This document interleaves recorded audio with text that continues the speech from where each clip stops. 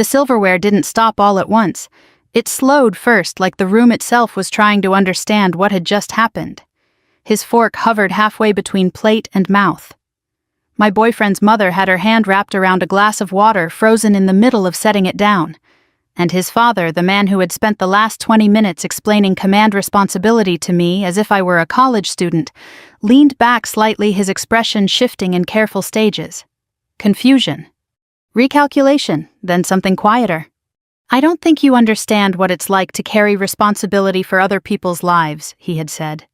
I folded my napkin, placed it beside my plate, and answered in the same tone I'd used all evening. "I do understand, sir. I'm a lieutenant colonel. I currently command 312 soldiers."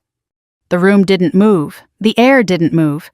Even the clock on the far wall seemed to hesitate. To understand how we got there, you have to go back 3 weeks to a Wednesday evening that smelled faintly of rain and reheated coffee when my boyfriend walked into my apartment carrying takeout, and the kind of silence that usually means someone has been rehearsing something difficult in the car. I had just gotten home from base. My boots were still by the door, dusted with fine gray grit from the motor pool. My jacket was draped over the back of a chair, the fabric creased at the shoulders, where my rank sat heavy enough that I sometimes felt it even after I took it off. I was sitting at the kitchen table with a stack of personnel evaluations and a mug of coffee that had gone cold 20 minutes earlier. The overhead light buzzed faintly. Outside traffic moved in that steady, late-evening rhythm that makes a city feel half asleep but never quiet. He set the food down carefully, like he didn't want to interrupt my concentration, but I had already noticed the way his shoulders held tension. I've spent enough years reading rooms and people to recognize when something is coming before the first word arrives. "My parents want to have dinner," he said. I looked up. "This weekend?" He nodded, then pulled 2 plates from the cabinet without looking at me. "Saturday, if you're free." "I can make Saturday work." I slid one of the evaluations aside and capped my pen. "What's the catch?" He gave a small, reluctant smile. "You always know there's a catch." There's always a catch when someone starts with that tone. He sat across from me, folding the paper bag open and dividing the containers between us. For a moment, he didn't speak. The quiet stretched long enough that I felt the familiar instinct to fill it, the same instinct I've learned to resist in briefings and negotiations, in moments where silence tells you more than words. "My dad," he said, "finally doesn't really know what you do." I tilted my head slightly. "He knows I'm in the Army." "He knows you're connected to the Army." I watched him carefully. "That's not the same thing." He exhaled slowly, the way someone does when they've been holding a breath longer than they realized. "I told him you worked in logistics support, administrative side." I didn't react immediately. Years ago, I might have felt the sharp sting of that, the reflex to correct, to assert, to make the truth visible. But experience has a way of sanding down those impulses. I leaned back in my chair and considered him instead. "And how long has he believed that?" I asked. He winced slightly. "Since I first mentioned you." "Which was, what, almost 2 years ago?" "Yeah." "So for 2 years your father has thought I work a desk job near the military." He rubbed his hand across the back of his neck. "It wasn't intentional at first. I just simplified. And then it never seemed like the right moment to correct." I studied him for a moment. "What does he think I actually do all day?" "Paperwork, coordination, maybe planning." I almost smiled. In a way that wasn't entirely wrong. Command is paperwork, coordination, and planning layered over responsibility that sits quietly in the background like a weight you stop noticing only because it never leaves. And he's never asked more. He has, my boyfriend admitted. I just kept it general. I let that settle. Outside, a car passed headlights sliding briefly across the kitchen wall. Somewhere in the building above us, a chair scraped across the floor. "My dad's very traditional." He continued carefully. "He respects rank, experience. He forms opinions fast.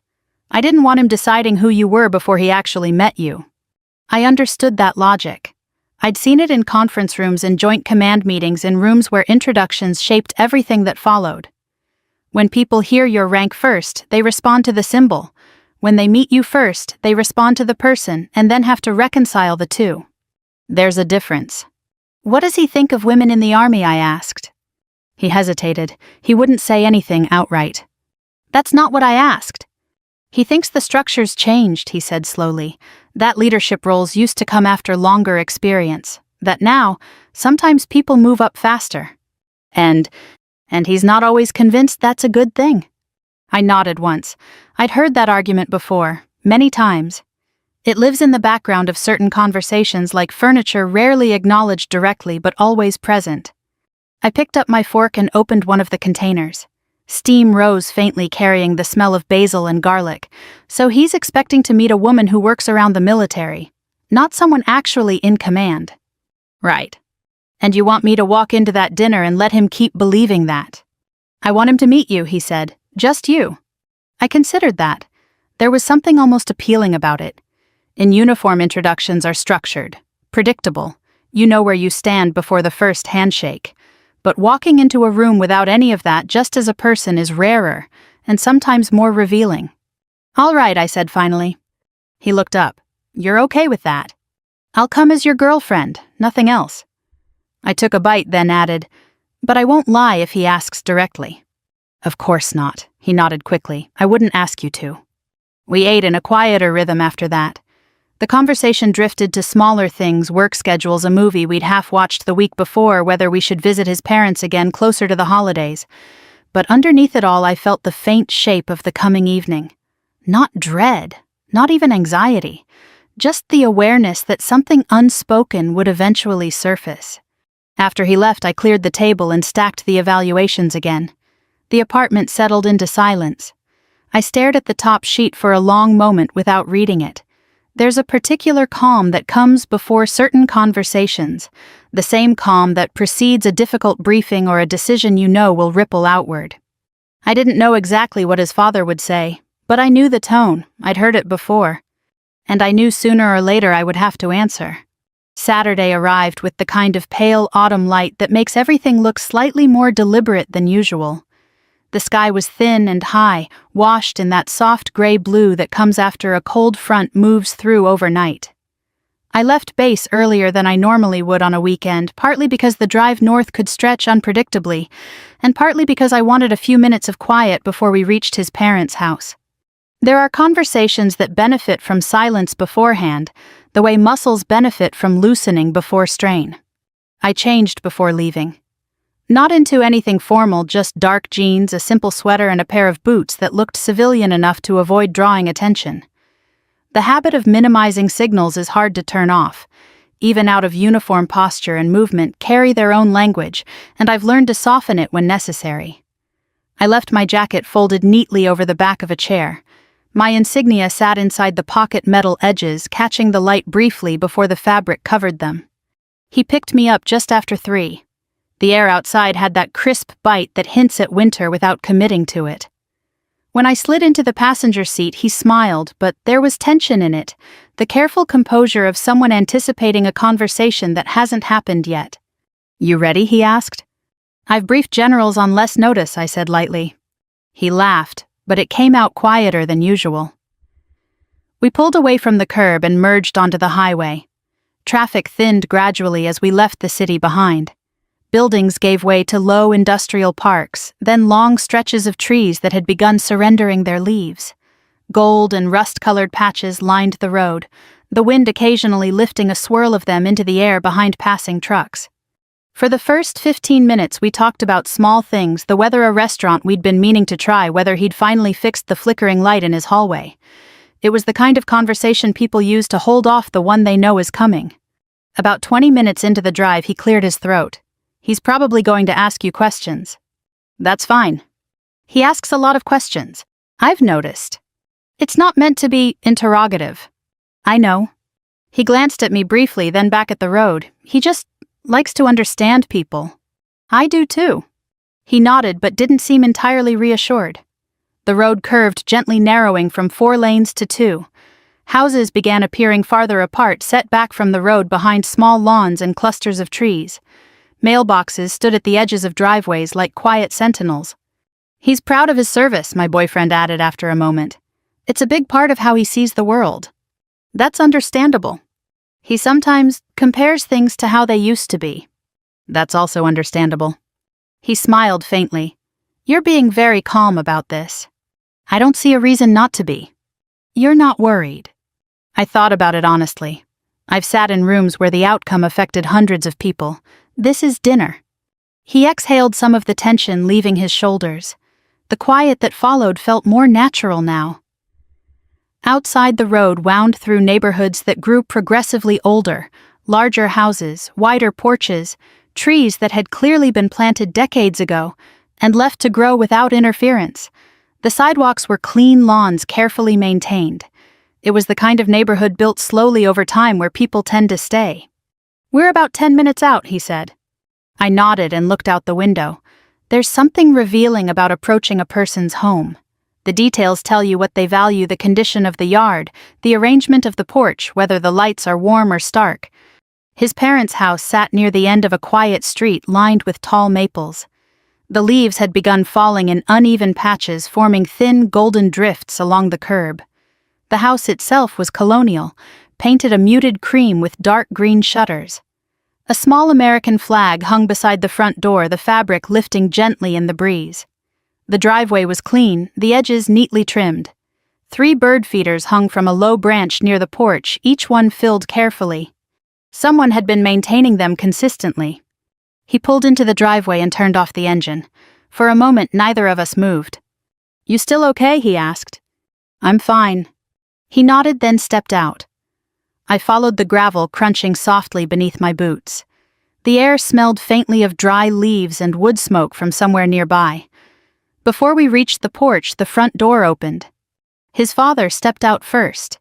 He was taller than I expected, broad-shouldered, even in his late 60s, with short white hair and a posture that carried a kind of ingrained authority. Some people never quite stop standing like they're about to give an order. He had that look. His gaze moved quickly, assessing, then settled on me with polite focus. "You must be Emily," he said, extending his hand. "I am. It's nice to meet you." His handshake was firm but measured, not aggressive, not performative, just controlled. He held it a fraction longer than necessary, studying my expression as if looking for something specific. I let the moment pass naturally. "Come in," he said. "We've been looking forward to this." Behind him, his wife appeared, smiling warmly. She was smaller, her expression open and kind. She stepped forward and took my hands briefly. "It's so good to finally meet you," she said. "Marcus talks about you all the time." "I hope all good things," I said. She laughed softly. "Only the best." The house smelled like roasting garlic and rosemary. The entryway walls were lined with framed photographs, family vacations, holiday gatherings, a few older black and white images of his father in uniform. One showed him much younger, standing beside a helicopter, expression serious and proud. I noticed him watching me notice it. "Long time ago," he said. "I can tell," I replied gently. "Different era." He nodded, once approving of the understatement. We moved into the living room where the late afternoon light filtered through sheer curtains, softening everything. The furniture was comfortable but carefully arranged, the kind that suggested years of use and quiet maintenance. His mother disappeared briefly toward the kitchen. His father gestured toward the sofa. "So Marcus says you work near the army," he said casually as we sat. "I do." "Administrative side?" "Partly." He leaned back slightly, considering that. Something in his expression suggested he was filing the information away, placing me in a mental category. Not dismissive, just organized. "Well," he said, "it's good you get to see that world up close. A lot of people don't really understand it." "I imagine that's true." He nodded, satisfied, and for a moment the conversation drifted to neutral ground. The drive, the neighborhood, the early fall weather. But beneath the surface, I could feel the shape of where things were heading. Some conversations don't begin with confrontation. They begin with assumptions. Dinner began the way most first dinners do, with careful politeness layered over observation. His mother brought in a tray with small bowls of olives and warm bread, setting them down with the kind of deliberate gentleness that keeps conversation from stalling. The dining room itself was softly lit, the table already set with heavy plates and cloth napkins folded precisely. There was a quiet rhythm to the space, something that felt practiced over years of similar evenings. I took the seat they offered me across from his father. My boyfriend sat to my right, his mother at the far end. From that angle, I could see the framed photos lining the sideboard more clearly: a graduation portrait, a wedding photo, A few older pictures of his father in uniform again, this time with a group of men standing shoulder to shoulder in what looked like a desert training field. Their expressions carried that familiar blend of fatigue and pride. "Wine?" his father asked. "Just water for me, thank you." He nodded, not surprised. Some habits read clearly. He poured a glass for himself and his wife, then settled into his chair. The conversation moved lightly at first, where we lived, how long I'd known Marcus, whether I'd grown up nearby. His mother asked most of the questions, her tone warm and genuinely interested. His father listened more than he spoke, occasionally adding a brief comment or clarifying detail. It wasn't uncomfortable, it was measured. He was observing. The main course arrived: roasted chicken potatoes, something with rosemary that filled the room with a soft, comforting scent. Plates past silverware lifted, and for a while the conversation stayed safely domestic. I answered, simply letting the evening find its pace. About 20 minutes in, his father set his fork down and leaned back slightly. It wasn't abrupt, but the shift was noticeable. The kind of shift that signals a conversation moving into territory he cares about. So he said, glancing at me, "Marcus mentioned you spend time around Army operations." "I do. Support functions. Among other things." He nodded slowly, as if confirming something he'd suspected. "It's a demanding environment. A lot of people underestimate that." "I agree." He took a sip of wine, studying me over the rim of the glass. "Most civilians only see the surface. The ceremonies, the uniforms, they don't really understand the structure underneath." I folded my napkin slightly, listening. "There's a lot that isn't visible." "Exactly." He seemed pleased by the answer. "Chain of command accountability, the weight of decisions. It's not something you grasp from the outside." Marcus shifted slightly beside me but didn't interrupt. His mother focused on her plate, quiet in that way that suggests she recognizes a familiar pattern beginning. "When I was in," his father continued, "we learned early that rank wasn't just decoration. It represented responsibility, real consequences. You don't give an order unless you're ready to own what happens next." "That's true," I said. He leaned forward a little. "These days, though, I think that understanding gets diluted. The structure's still there, but the culture's different. People move faster. Promotions happen earlier, sometimes before they've really carried enough weight to understand what leadership costs." I kept my expression neutral. "That can happen." He nodded, encouraged. "Leadership in the military isn't theoretical. It's not about managing schedules. It's about decisions that affect real lives. That takes time, experience. You have to see enough to know what you don't know." "I understand that perspective." He rested his forearms lightly on the table.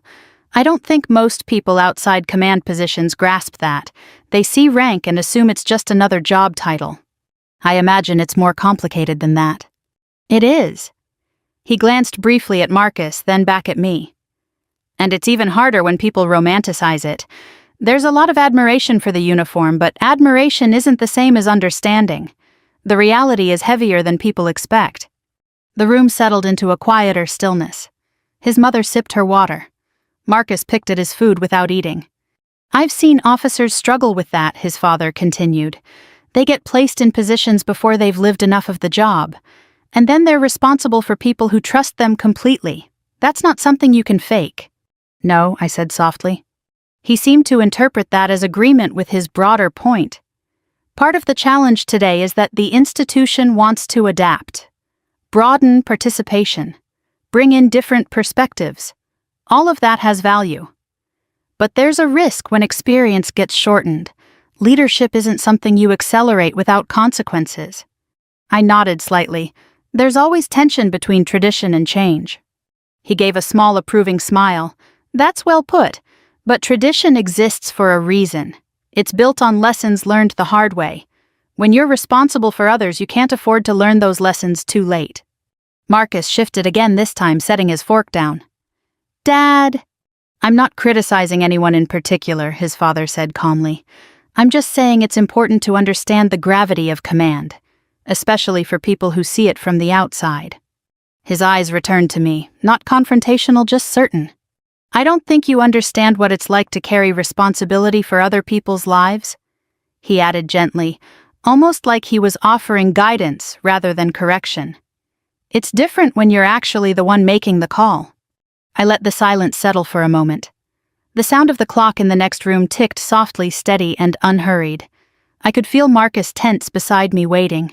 His mother's gaze flicked briefly toward me, then down again. I folded my napkin once more, placing it beside my plate. The motion was small, deliberate. Years of habit. "I do understand, sir," I said quietly. He tilted his head slightly, listening. "I'm a lieutenant colonel." I met his eyes. "I currently command 312 soldiers." The room stopped. For a moment, no one spoke. It wasn't the kind of silence that feels awkward. It was the kind that rearranges a room. His father didn't move, but I saw the shift in his eyes, the careful recalculation of someone revisiting the last 20 minutes of his own words. Marcus stared down at the table, his hand still resting on his fork. His mother sat very still, fingers lightly curled around her glass, as though any motion might break something fragile. "Lieutenant Colonel," his father repeated slowly, not skeptical, just verifying. "Yes, sir." He studied me with new focus, the earlier certainty gone. "Active duty." "Yes." "And you, command." "A logistics support battalion, 312 personnel, mixed specialties." The information landed in measured pieces. I offered nothing more than what he asked for. Years of briefings teach you that silence after a fact carries more weight than explanation. He leaned back slightly, absorbing it. "How long have you been in service?" 12 years. Another quiet recalibration. He glanced briefly at Marcus. "You knew?" Marcus nodded once. "I wanted you to meet her first." His father inhaled slowly, then exhaled as if sorting through multiple reactions at once. There was no anger in his expression. Mostly embarrassment layered with something like curiosity. He picked up his glass, then set it down again without drinking. "I see," he said finally. His wife spoke for the first time since the reveal. "Well," she said gently, "that does put things in a slightly different perspective." He gave a short, almost self-aware nod. "Yes, it does." He turned back to me. "And you're currently in command?" "Yes, took over 8 months ago." "Where?" I named the installation. He recognized it immediately. I saw it in the small lift of his eyebrows. "That's a serious post," he said quietly. "It keeps me busy." A faint sound escaped him, not quite a laugh. "I imagine it would." He rested his hands lightly on the table. "You've deployed." "Yes." "How many times?" "Twice in a leadership role. Once earlier in my career." He nodded slowly, processing each answer without interruption. The dynamic at the table had shifted entirely. He wasn't explaining anymore, he was listening. "I owe you an apology," he said after a moment. "You don't have to." I spent half an hour explaining command responsibility to someone who lives it. He met my gaze directly. "That deserves acknowledgement." "You were sharing your perspective," I said. "You didn't know." "That's true," he replied, "but I also assumed." The distinction mattered. He understood that. Marcus exhaled softly beside me, tension leaving his shoulders in visible waves. His mother reached for the serving dish more as something to do with her hands than out of necessity. The normal sounds of dinner returned, slowly, silverware touching plates, the quiet movement of water in glasses. His father leaned forward slightly again, but this time his tone had changed. "What's the hardest part?" he asked. "Command." "Yes." I considered the question. People assume it's the decisions. It isn't. It's living with them afterward. He watched me carefully. "You give an order," I continued, "and even when it's the right call, you still carry the outcomes. Not just operationally, personally. You remember the faces, the names, the details." He nodded once slowly.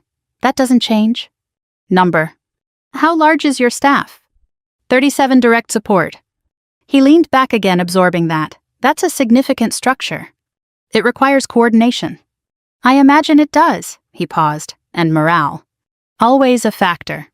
He almost smiled at that, always.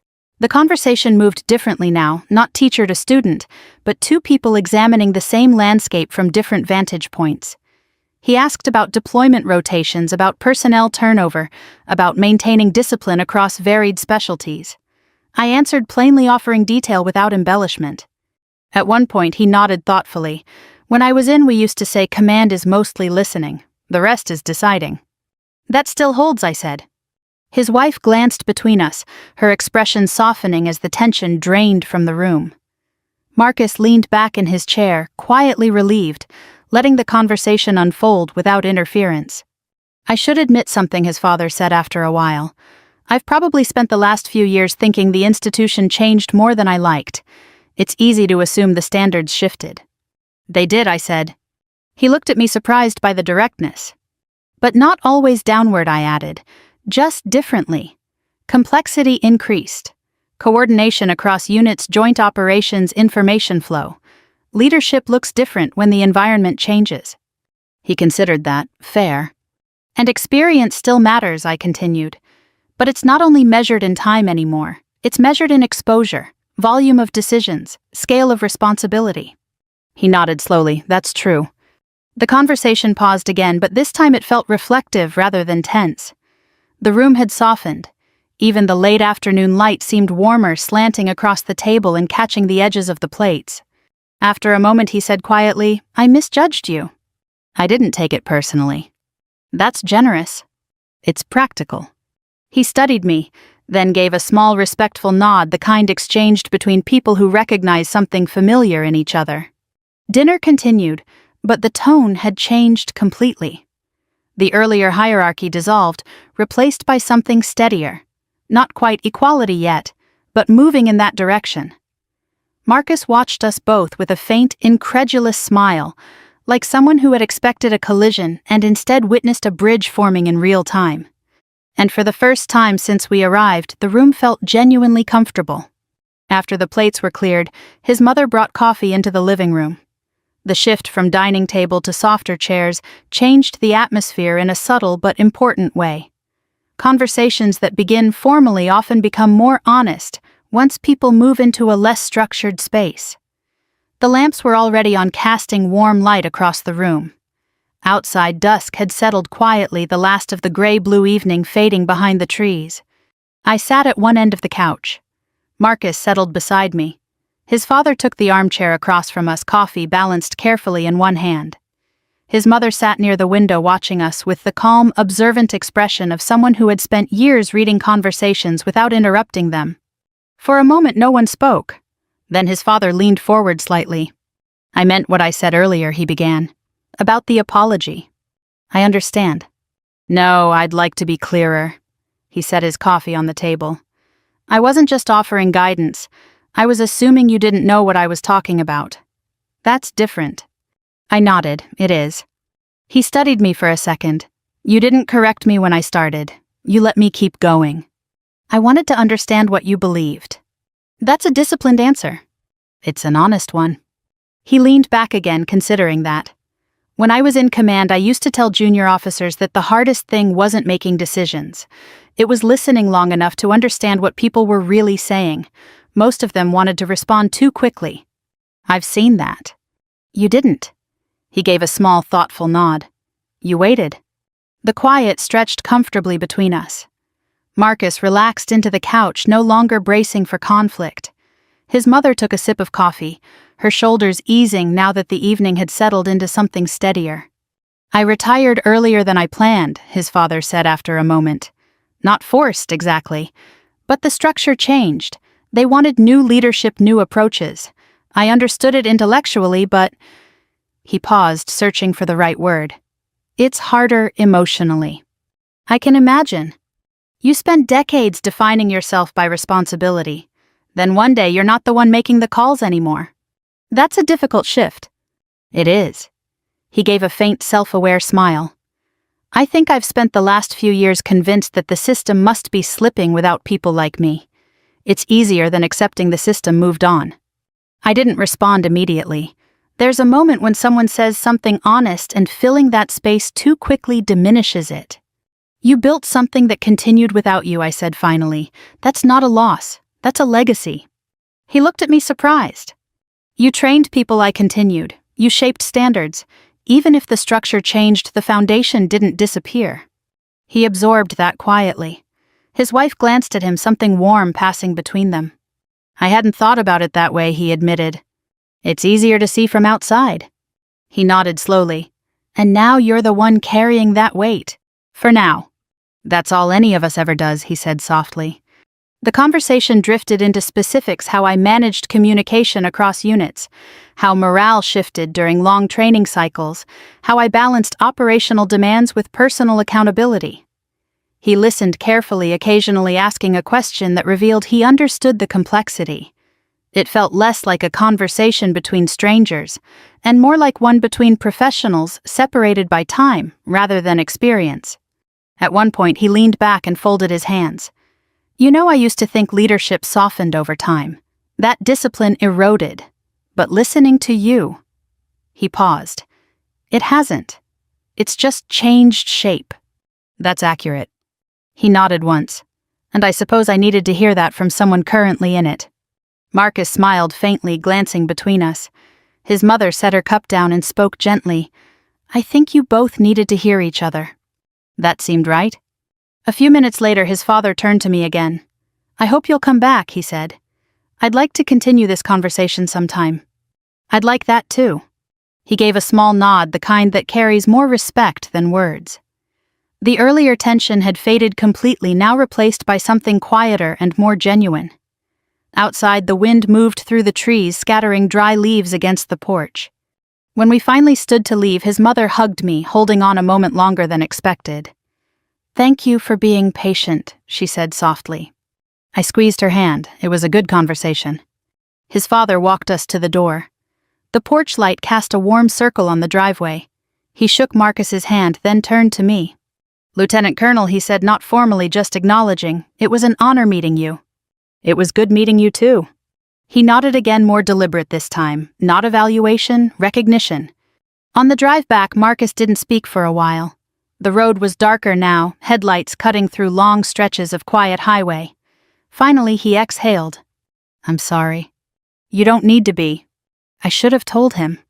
Maybe I said, but then he would have met my rank first, not me. He considered that. You think this was better? Yes. I looked out at the passing lights. He had to change his opinion in real time. That tends to stick. Marcus smiled faintly. You handled that calmly. I wasn't trying to win, I said. I was trying to understand. And that more than anything was what changed the evening. 3 weeks later, he called my office. My assistant transferred the line with a slightly puzzled expression, not unusual but noticeable. Calls that come directly from outside the chain of command tend to stand out, especially when they arrive without prior scheduling. I picked up on the second ring. This is Lieutenant Colonel Hayes. There was a brief pause, then his voice measured but familiar. I hope I'm not catching you at a bad time. Not at all. I wanted to ask you something, professionally. That phrasing told me a lot. The tone was careful, respectful, no trace of the earlier certainty. He explained that a former colleague's son, mid-career officer, was struggling with command transition. Political pressure, unclear expectations, morale issues. He wondered if I'd be willing to speak with him, offer perspective from someone currently in the system. I agreed, not because of obligation, but because the request itself mattered. It meant he had moved past embarrassment into trust. After the call ended, I sat for a moment at my desk. Outside my office window, the base moved in its usual rhythm, trucks rolling slowly across the motor pool, a pair of junior officers crossing the lot in conversation, a formation dispersing after morning briefing. Ordinary movement, the kind that forms the background of responsibility without announcing itself. There's a version of that dinner that could have ended differently. I've thought about that more than once. A sharper version where I interrupted him early, where I corrected his assumptions the moment he made them, where the reveal came like a challenge instead of a statement. That version would have been satisfying in the moment, clear, efficient, final. But it wouldn't have done what this one did. On the drive back that night, Marcus had asked if I'd been worried. I told him I wasn't. That wasn't entirely true. I wasn't worried about the conversation itself. I was curious about what kind of man his father would be once he realized he was wrong. Some people double down, some get louder, some retreat behind defensiveness. Those reactions close doors. He didn't. He paused. He reconsidered. He listened. That's rarer than people think. Leadership teaches you to distinguish between winning a moment and shaping an outcome. Winning is immediate. Shaping takes patience. The dinner wasn't about proving anything, it was about allowing a shift to happen without forcing it. A week after his call, I spoke with the officer he mentioned. We talked for nearly an hour. He described the pressure of stepping into a role previously held by someone well-liked, the difficulty of balancing authority with trust. I recognized the pattern. I offered what I could, not solutions, just perspective. When we finished, he thanked me with the quiet relief of someone who needed to be heard more than instructed. Later that afternoon, his father sent a brief message. "Thank you." He found the conversation helpful. No elaboration, just that. It was enough. That evening, Marcus called. "My dad said you talked to someone." "Yes." He sounded impressed. "I hope it helped." He also said something else. "What?" He said he was wrong to assume leadership only looked one way. I leaned back in my chair, listening to the distant sound of vehicles moving across the base. That's a meaningful realization. Marcus laughed softly. He doesn't say things like that often. Most people don't. After we hung up, I stayed at my desk a few minutes longer. The light outside had shifted toward evening. The day's noise softened. I thought again about that moment at the table, the silence after my words, the careful shift in his expression. There's a temptation when you've earned authority to use it as armor, to lead with rank so no one questions you. I've done that when necessary, but there are times when letting someone see you first changes the conversation in a way credentials never could. He met me as a person. Then he had to reconcile that person with the reality of my role. That reconciliation required thought, humility, adjustment. It wasn't instant, but it was real. 2 weeks after that, we visited again. The conversation picked up where it had left off, not formally, just naturally. We talked about training cycles, about changes in leadership philosophy, about the difficulty of handing responsibility to the next generation. His tone carried respect now, but not distance. It felt less like proving something and more like continuing a dialogue. At one point he said quietly, "You know, when I first met you, I thought I understood the situation. I had you categorized before dinner even started." "That's human," I replied. "It is," he agreed, "but it's also limiting." "Yes." He nodded. "I'm glad you let me discover that instead of forcing it." I didn't answer right away. The room was calm, the late afternoon light settling across the floor just as it had weeks earlier. "I wasn't trying to teach you a lesson," I said finally. "I was just being honest." He smiled slightly. "Sometimes that's the same thing." And in that quiet acknowledgement, the entire evening found its meaning. A month later, I found myself back at their house on another quiet Saturday afternoon. The air had turned colder, the trees mostly bare now, branches tracing thin lines against a pale sky. The bird feeders were still there, still filled. Small details like that tend to matter more over time. They signal consistency, care, the kind of quiet maintenance that keeps relationships steady. This visit felt different from the beginning. There was no careful politeness, no unspoken tension waiting beneath the conversation. His mother greeted me with easy familiarity, pressing a warm mug into my hands before I even sat down. Marcus moved through the house without the earlier caution, relaxed in a way he hadn't been during that first dinner. His father emerged from the study holding a folder, not to present it, just carrying it absent-mindedly as he joined us. "I've been thinking about what you said," he told me after we settled in the living room. "Which part?" "About leadership changing shape." He sat down across from me. I spent years believing the core principles stayed fixed, and everything else was deviation. But now I'm not so sure. The principles might stay, but the expression evolves. That's been my experience. He nodded slowly. When I left service, I thought the institution would drift. Listening to you, I realize it didn't drift. It adapted. That's usually how it works. He leaned back, hands folded loosely. I suppose the harder part is accepting that adaptation doesn't diminish what came before. It builds on it. It does. He looked at me for a moment, then smiled faintly. "You know, I've told a few people about you." Marcus laughed softly. "Of course you have." "Only in general terms," his father clarified. "I said I met an officer who reminded me that leadership still requires patience." "That's kind of you." "It's accurate." The conversation drifted naturally after that. Training schedules, the challenges of maintaining cohesion during long rotations, the difficulty of making decisions that affect families as much as soldiers. His questions were thoughtful, now, not instructional. He listened fully before responding. The difference was subtle but unmistakable. At one point, his mother set down a plate of cookies and said quietly, "I think the two of you enjoy these conversations." "We do," he admitted. "They remind me of when you used to talk with your old colleagues," she added gently. "You sound like yourself again." He glanced at her, then back at me. She's right. I hadn't realized how much I missed this.